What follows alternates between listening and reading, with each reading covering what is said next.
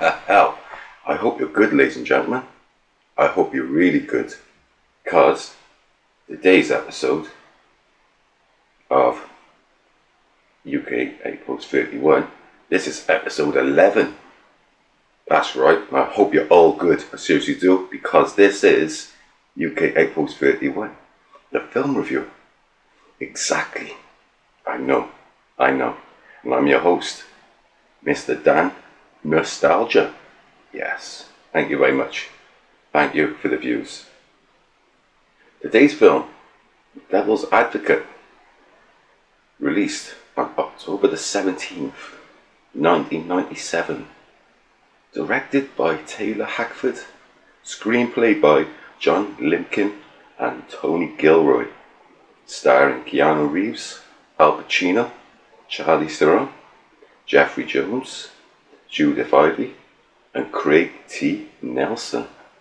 Edited by James and Mark Warner. Music by James Newton. Distributed by Warner Brothers. Box office $153 million from a $57 million budget. The synopsis is a Florida defense attorney, undefeated inside the courtroom, tackling his latest case to clear a teacher charged with child molestation. Successfully, he's securing a not guilty verdict, debunking the witness's statement. Kevin Lomax is soon brought in by a New York law firm to oversee a jury. After impressing John Milton, he is soon propositioned to stay enjoying with benefits and perks, including a luxury apartment overlooking the city. Accepting the job, Lomax is thrown into the limelight defending the high-profile Alex Cullum for triple homicide, while his marriage suffers as Kevin's time spent on the case, his problems collide.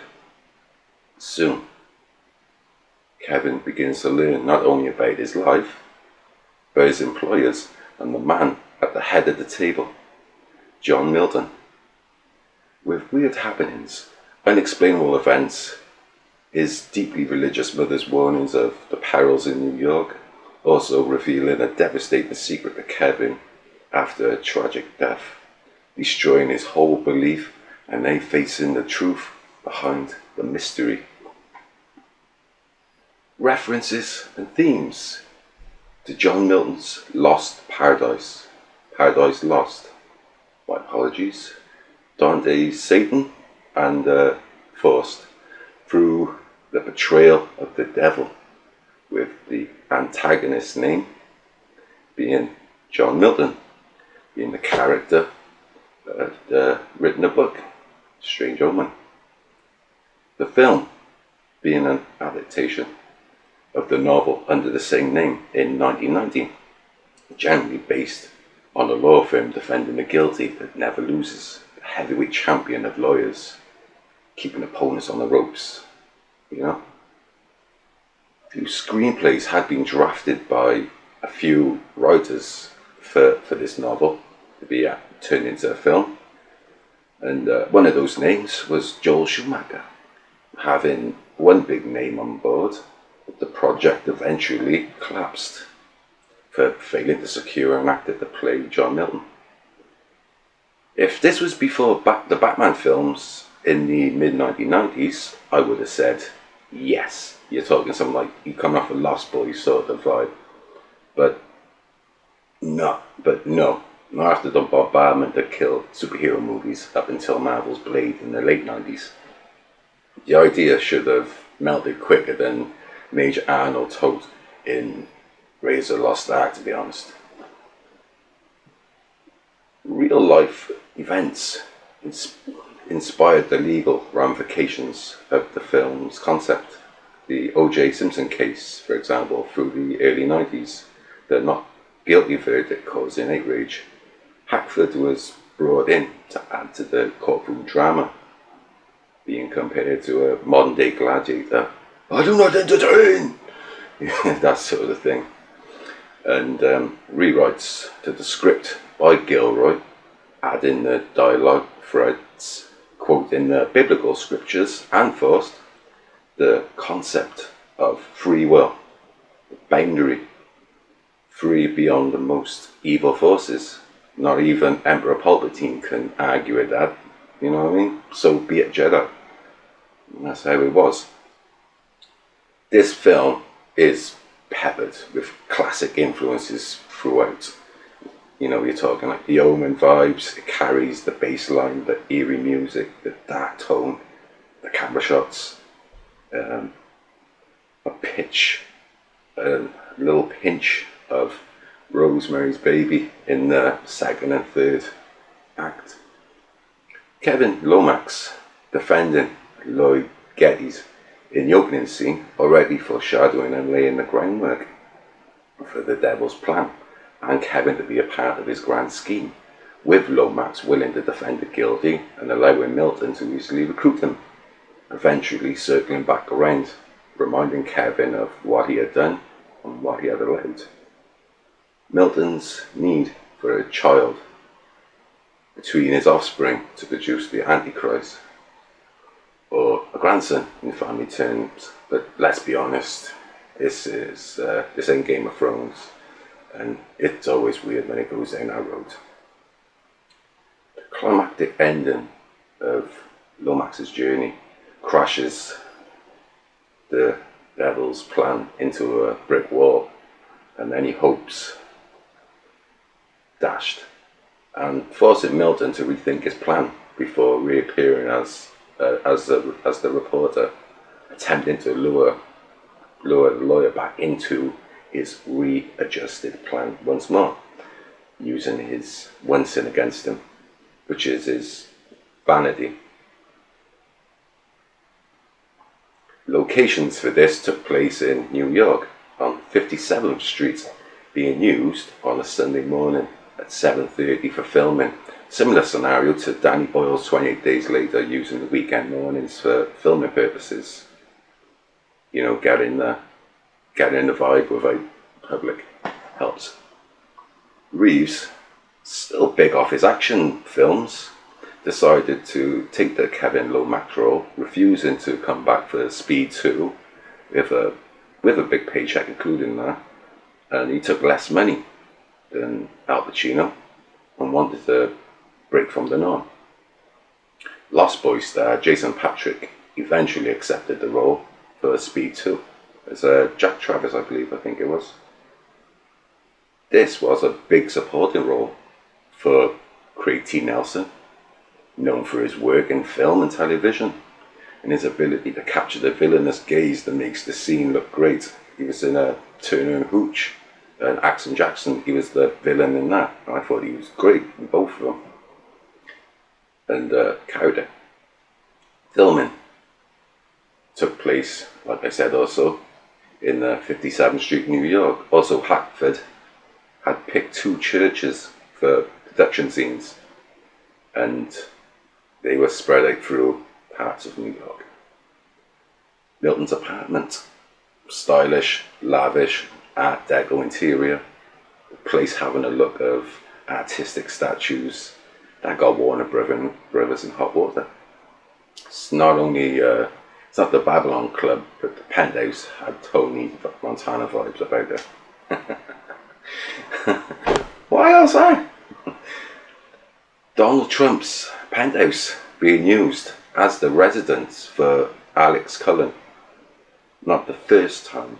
Home Alone 2 being another film that also used the Trump residence. Rick Baker again on set, again with that magic in production, the demonic faces and hands that you could see on the actress, and the life masks to create the young Milton. Now, those are images from Al Pacino in The Godfather in 1972, which was absolutely one of my favourite films. So this just adds to it. Could even create a connection if you found one. The Omen vibe and the eerie music when Jeffrey Jones's character is killed off in the park by Milton's mind as he narrates his life and death. The chilling and eerie feel as every person or element becoming dangerous. The jogger scene is amazing. The ghostly scene when it fades out in and out. as they're approaching Eddie. That one is, yeah, that one was good for late 90s. That was brilliant. Provocative notion numero uno. After his nightmare or experience in New York, losing Mia and the reveal about John Milton, he'd treat this as a premonition, remain oblivious, or play loosely. He did purposely lose his case defending Gettys to make things right. And did he give up his vanity? Or did he change, or is he going to change the course of history? So it's interesting to find out. I would have loved to know what did Lomax do and how did Milton come back from this. Provocative notion number two. How would have Milton obtained his free will to fulfill his plan for the second time round? And would Lomax be aware of the devil's tricks again? Theory. Lomax would have turned to religion like his mother to prevent this from happening and prepare him for the second time. So maybe 50-50. Can we go there? Rotten Tomatoes website review gave this film a score of 64%. Otherwise, reviews scoring at between 60 and 70 or grading this film as a B, which I thought was absolutely in the fair category. You can't argue this film carries that charm. The film met obstacles through legal action. The Hart versus Warner Brothers Incorporated in 1997 regarding a sculpture by Frederick Hart, then all falls under copyright law. Seems like they could have done with their own Kevin Lomax in the corner of this one. So I'm not sure how that one always pans out when it comes down to copyright. It's a fine line. It's a fine margin, that is. Devil's Advocate winning Best Horror at the Saturn Awards and Best Villain for Al Pacino at the MTV Awards music. And then, of course it's going to win awards. It holds a degree of pedigree. Al Pacino carries the role. Keanu Reeves carries the role. So it works. You know what I mean? Judgment Day, the prequel novel written by Andy Needham, planned in 2014 to adapt this into a television show. This was the plan. But the program was unsuccessful with audiences, and obviously you weren't going to get Keanu Reeves and Al Pacino, or even Keanu Reeves wasn't born, and in this time this was going to be a prequel, so you wouldn't have been able to get Al Pacino, and if you did, you would have had to get a life mask, which would mean more money to get make him look younger and so forth. Too many complications. Didn't go well with audiences, that's all we can say on that. Jeffrey Jones. I remember him for his role in Tim Burton's Beetlejuice in 1988, and John Hughes' teen comedy Ferris Bueller's Day Off in 1986. He's had a good career. He's been, he's held it down. He's not been a leader man, but he's done well as he is, and that's what you can do. Taylor Hackford being responsible for An Officer and a Gentleman, Blood In, Blood Out, Ray, and also directed Parker. I think that's Jason Statham and Jennifer Lopez, which was, it's not bad film. Not Statham's best, but decent. Charlize Theron being known was an unknown actress around this time. She's only had certain roles, but she didn't really have a breakout role up until I think it was just after the 2000s when it really kicked in for her. First, any films, and let me know, folks. But I never really seen her much on the radar until after the 2000s. But this was a brilliant role for her, and after she became a star in her own right, which is only fair. She's done well.